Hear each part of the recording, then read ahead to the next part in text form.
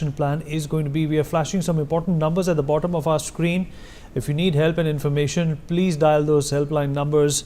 If you know somebody who is in Kashmir today, you can still dial those numbers and track the whereabouts if you're not able to get through to the people that you know. Let me also rope in at this point in time Commodore Anil Jay Singh into this conversation. Sir, I hope you can hear me, and thank you for joining us.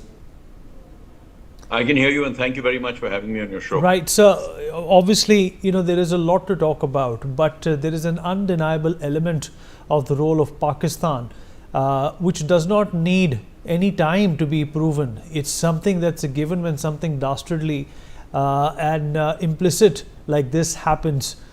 In terms of the security progress that has been made in Jammu and Kashmir, what kind of a blow is that to that ambition and that achievement?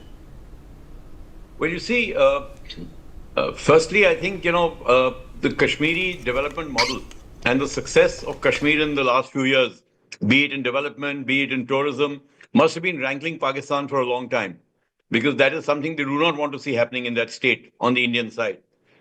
So this attack, firstly, will, sort of slow down tourism. It'll hit probably the aim was to hit the Kashmiri locals where it hurts by damaging the tourist industry. It doesn't matter to Pakistan whether the tourist industry flourishes or not. It will definitely bring about a temporary lull in tourism. And also, I think a very important element is the visits of Vice President Vance to India and the Prime Minister to Saudi Arabia. Because don't forget, India's engagement with West Asia, which has been gradually improving over the years and has become quite robust now, has always rankled Pakistan. And things like the I2U2 or Saudi Arabia playing an active sort of role in engaging with the countries in the region, with India and the US, setting up of the India, Middle East, European Economic Corridor. All of these things rankle Pakistan because suddenly Pakistan is finding itself out in the cold from the very people who we thought were their allies. The fourth thing, I think, is the very deep sort of collusion between the deep state in Pakistan, the ISI, and the Pakistani military establishment. Now, this is a very formidable force. And if you read, over the last 20 years about how terrorism grew in Pakistan or who all were in collusion, you realize that this deep state cannot be dismantled so easily. And every time there has been an incident, notwithstanding the fact that Pakistan has always been at the receiving end of the consequences, they have not hesitated to provoke India into retaliating or into doing something which hurts India. It's that old thing of cutting India into 1,000 pieces or whatever that they'd said after the 71 war. So I think it is time for us now to give a very fitting reply. We are a big power. We are a big military power. We are amongst the leading countries in the world now, economically and otherwise.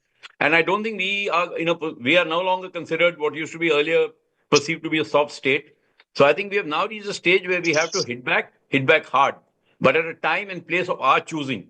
And I think nobody in the world will sort of, I'm sure the world will sit up and applaud India for having taken the right actions, because terrorism is becoming so ubiquitous now all over the world, and it's all emanating from similar sources, that I think the world is quite sick of it.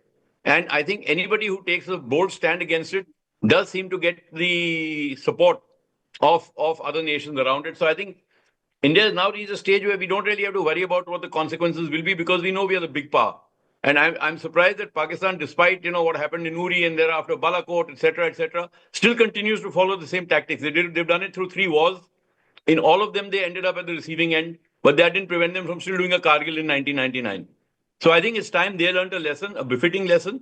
And as somebody brought out earlier, I think it's not about killing 3 or 4 young lads here and there who have been induced to, pick up a weapon. We have to hit the epicenter of where this is getting funded from, where this is getting built up from, what is the source from which all this is emanating. That is what we need to hit, whatever that might take.